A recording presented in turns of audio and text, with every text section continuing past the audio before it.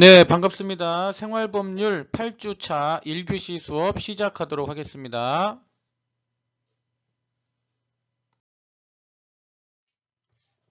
네, 우리 저번 시간에 약혼에 대해서 공부를 했습니다. 저번 시간에 배웠던 내용 다시 한번 짚어보도록 하겠습니다. 약혼의 개념은 여러분 제가 어떻게 말씀드렸죠? 약혼은 계약이다 라는 거 기억나시죠? 약혼은 혼인을 사전에 계약하는 계약 행위입니다. 따라서 계약이기 때문에 계약을 체결한 당사자 사이에는 계약 체결 후에 각각 당사자에게 권리와 의무가 발생한다라는 내용 말씀드렸죠.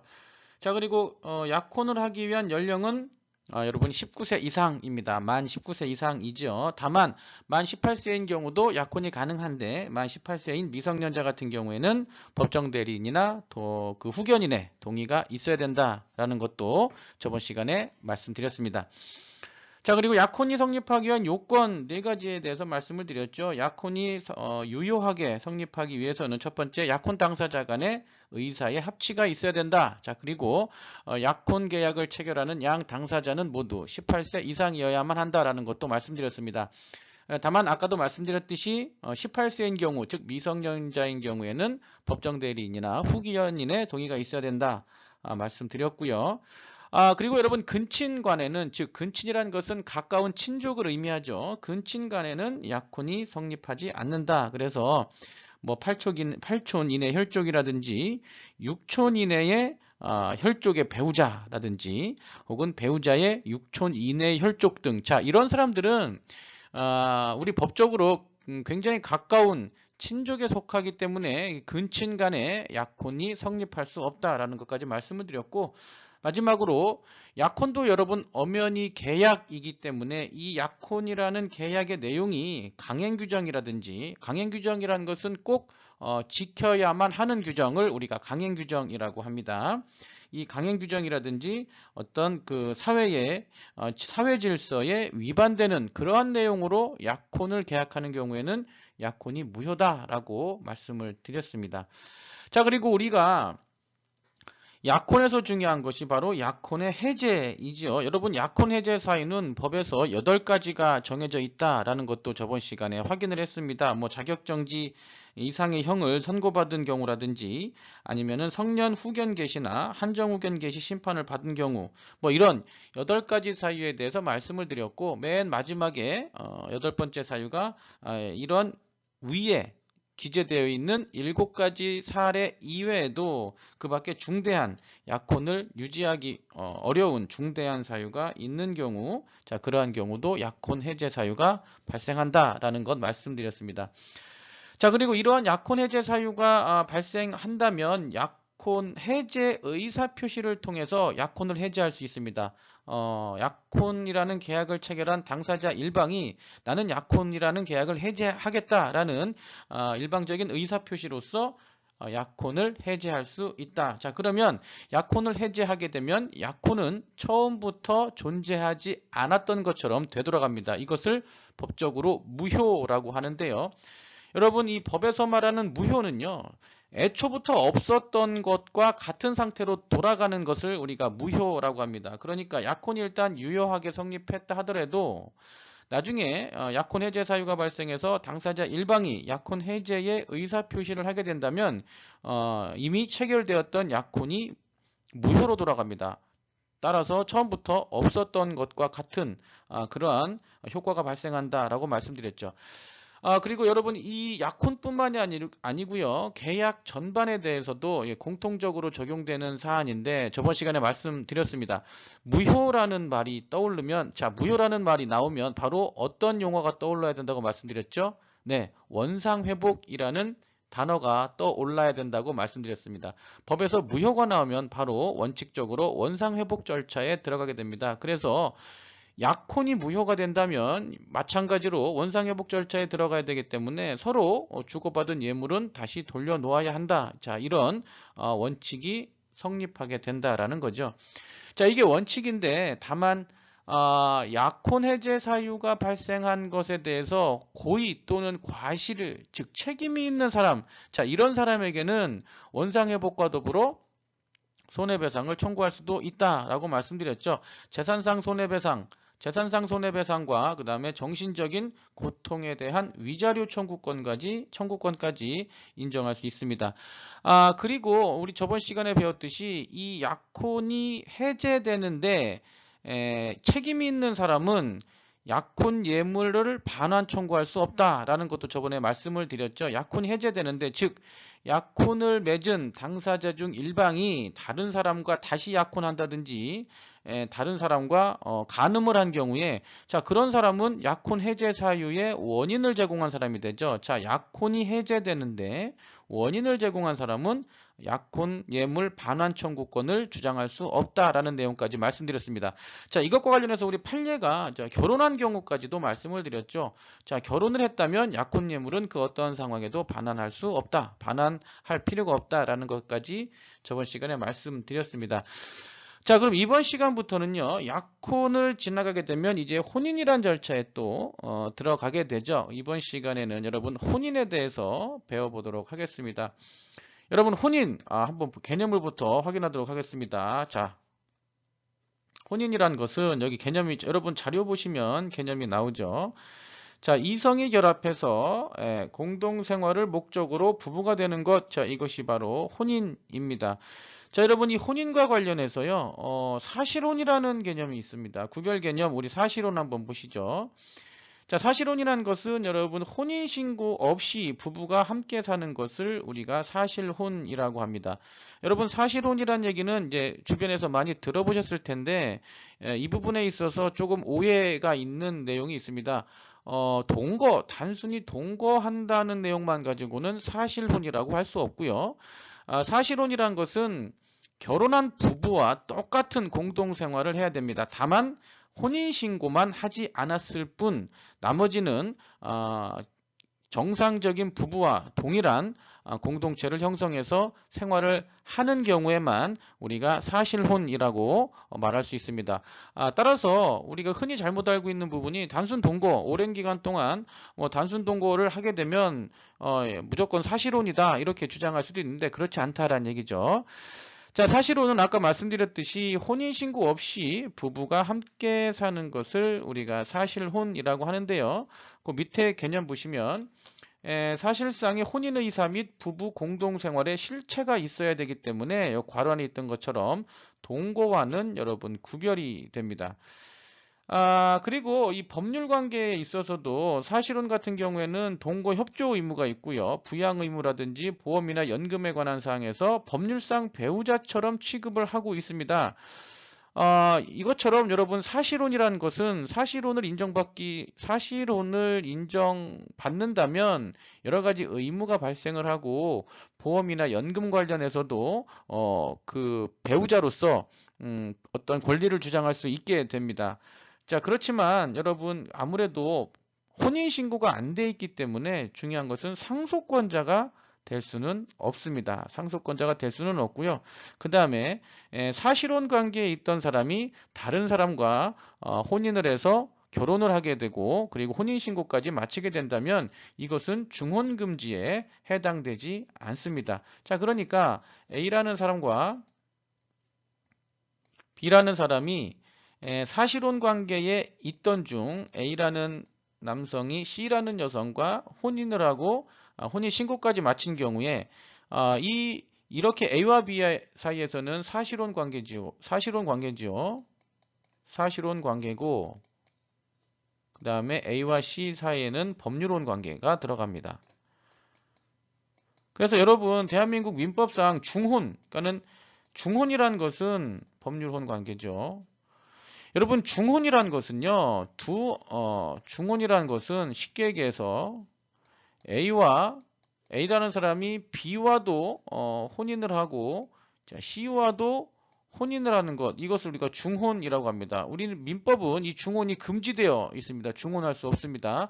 자, 그런데 사실혼이란 것도 혼인신고 없이 부부가 공동생활의 실체를 맺고 생활하는 내용이기 때문에 어떻게 보면 혼인에 준하는 그러한 권리를 주장할 수 있다 보니까 이 B라는 여성 입장에서는 나하고 A라는 사람에 대해서 나하고 이미 사실혼 관계가 성립됐는데 C라는 다른 여성과 법률혼 관계를 맺은 것은 중혼이다 이렇게 주장하는 것이 허용되지 않는다라는 거죠.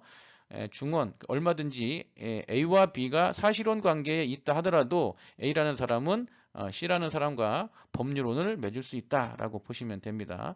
자, 그리고 사실혼 관계에 있다고 했을 때 이 B라는 사람은 상속권자로 인정받기 어렵습니다. 이게 원칙이고요.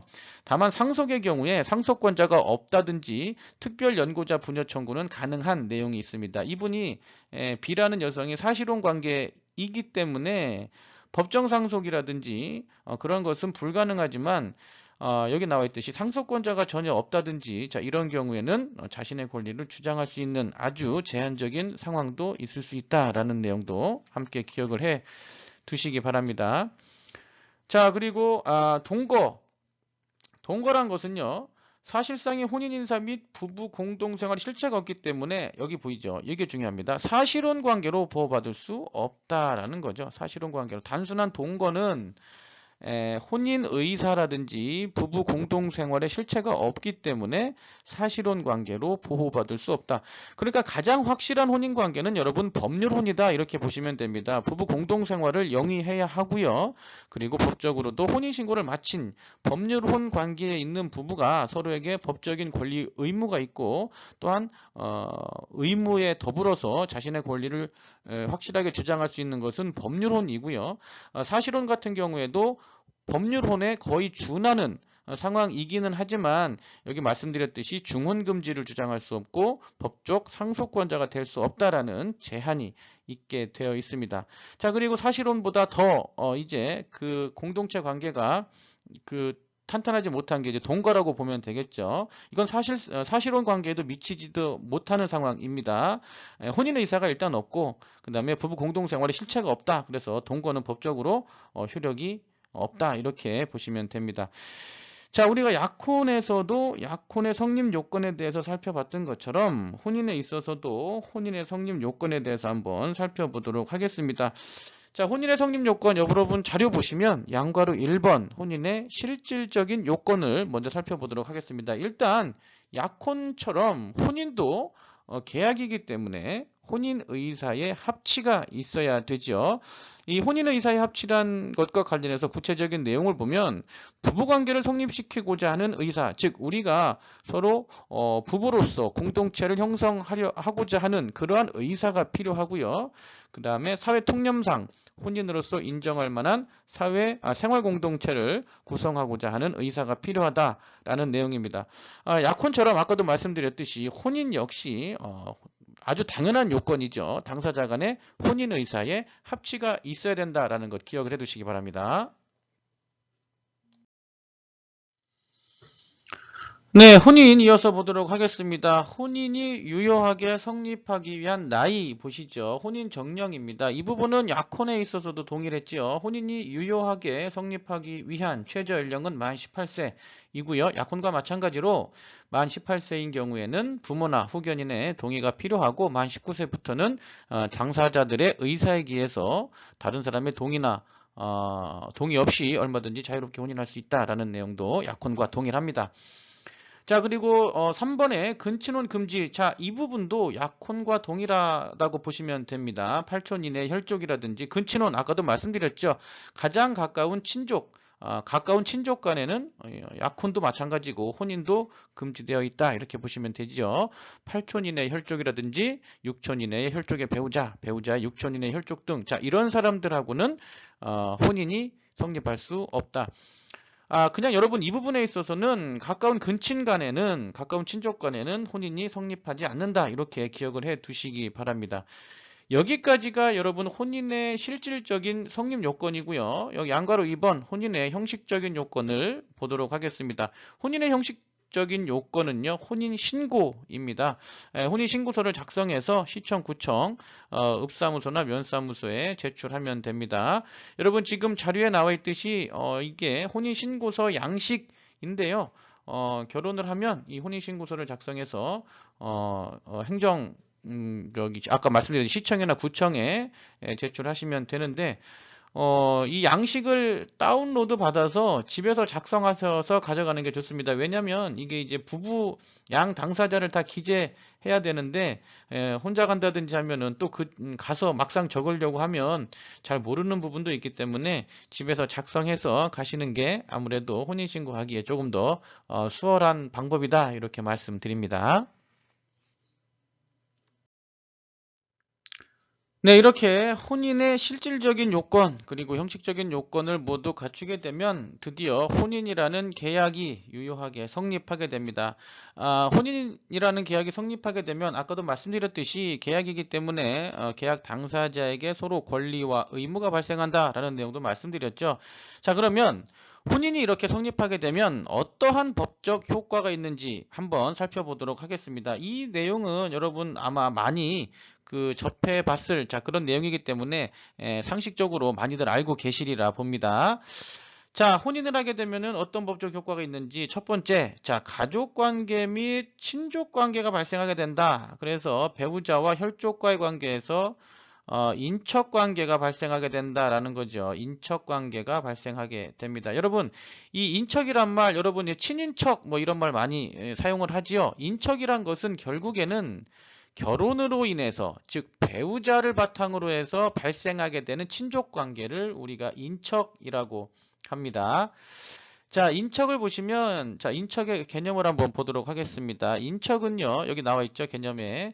혼인으로 발생하는 친족 관계, 혼인의로가 아니고 혼인의로죠.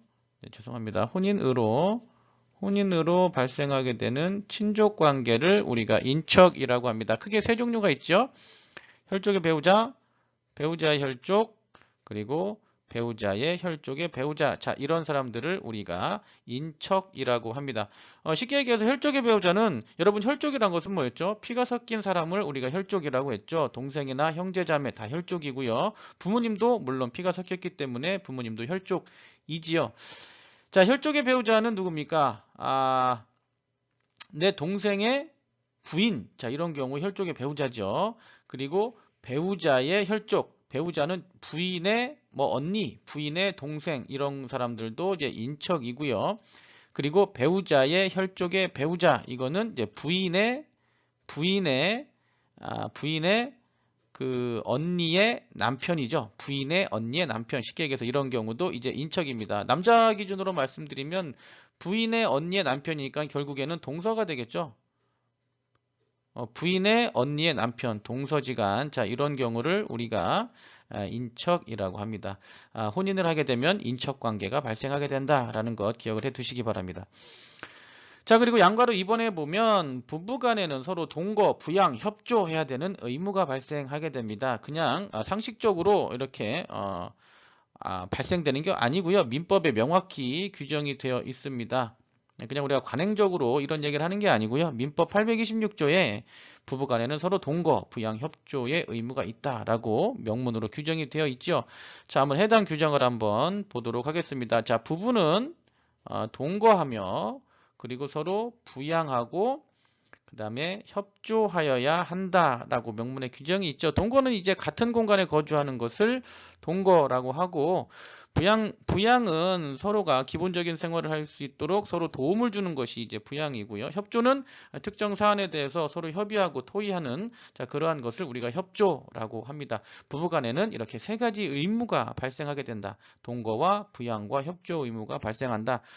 자, 그런데 단서조항에서요, 동거와 관련해서 조금 예외적인 사항을 규정하고 있죠. 자, 정당한 이유로 일시적으로 동거하지 아니하는 때, 자, 이러한 경우에는 서로 인용, 즉 참아주어야 한다. 자, 이게 바로 이제 동거 의무와 관련된 조금 예외적인 상황이죠.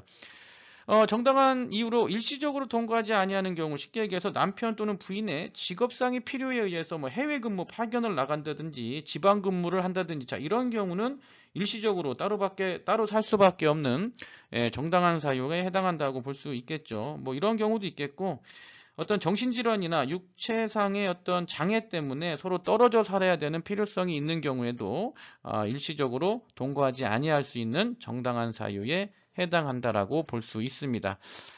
자, 그리고 동거 의무와 관련해서 또 2항에서도 별도로 설명을 하고 있습니다. 부부의 동거 장소는 협의에 따라서 정합니다. 서로 협의를 통해서 어디에서 같이 거주를 할 것인지를 협의에 따라서 정해야 되고요. 그렇지만 협의가 이루어지지 않는 경우에는 당사자의 청구에 의해서 어디서 정할 수 있습니까? 가정법원이 정할 수 있다. 이렇게 규정하고 있죠.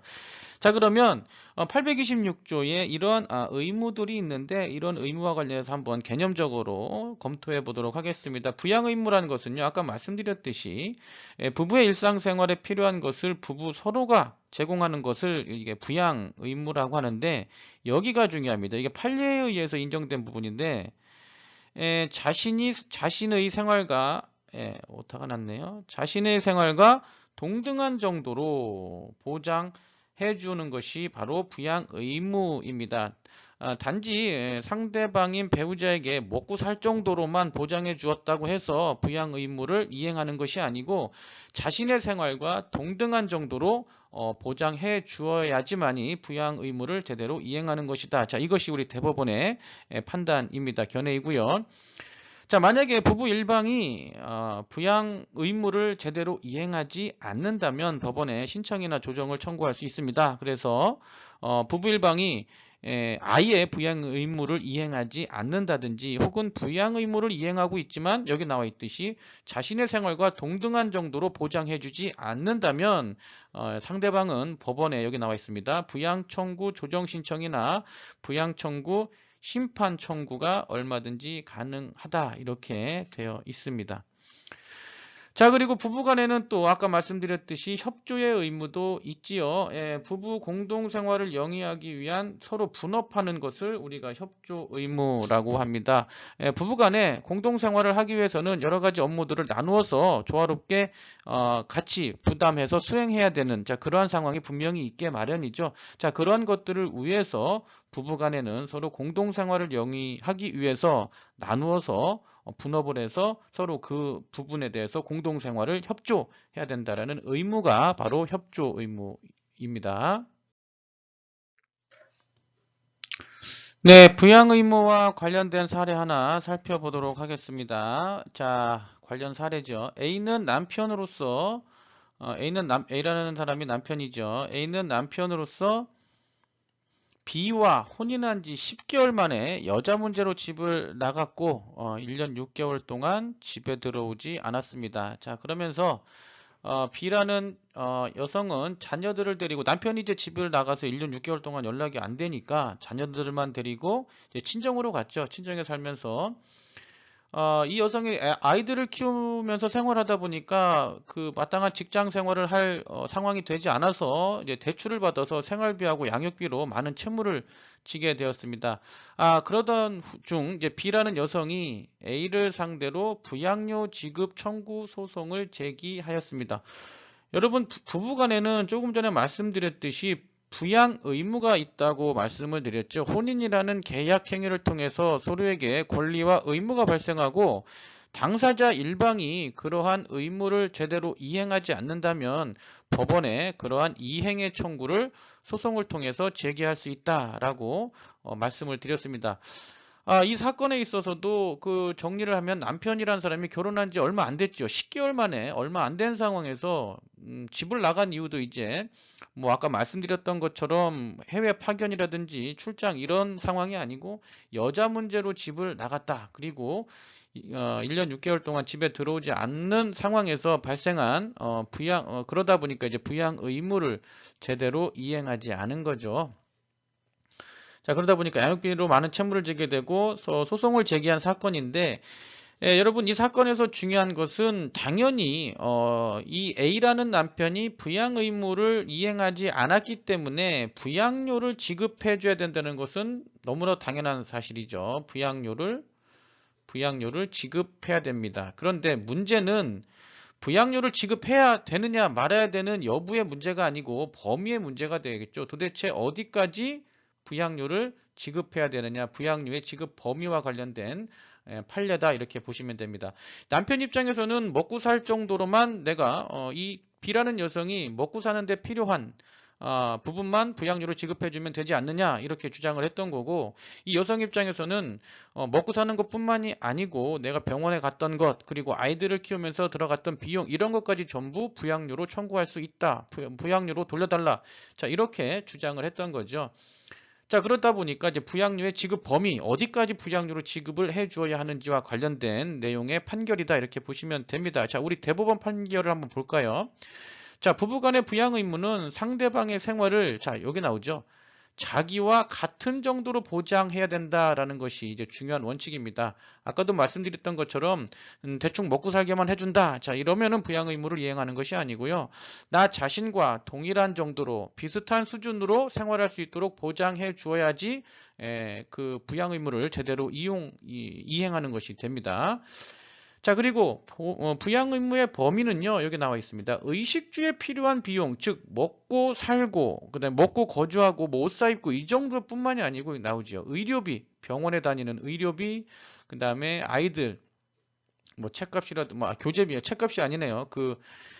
다른 사람과 사회관계를, 인간관계를 형성할 수 있는데 지출되는 비용의 교재비죠. 그리고 자녀에 대한 양육비, 자 이런 것들까지 모두 부양 의무에 포함되는 내용이다. 그러니까 이 단순히 A라는 남편은 의식주를 해결하는 데 필요한 비용만 지급하면 되는 것이 아니고, 이 여성이 병원 다녔던 비용이라든지 아니면 사회생활을 형성해 나가기 위해서 다른 사람과 교제하면서 발생하게 되는 비용, 그 다음에 자식들을 키우기 위한 양육비, 자 이런 것들까지 전부 부양료로 지급을 해줘야 된다라는 것이 우리 대법원의 판결입니다. 여러분, 생활법률 8주차 1교시 수업은 여기서 마치도록 하겠습니다. 고생하셨습니다.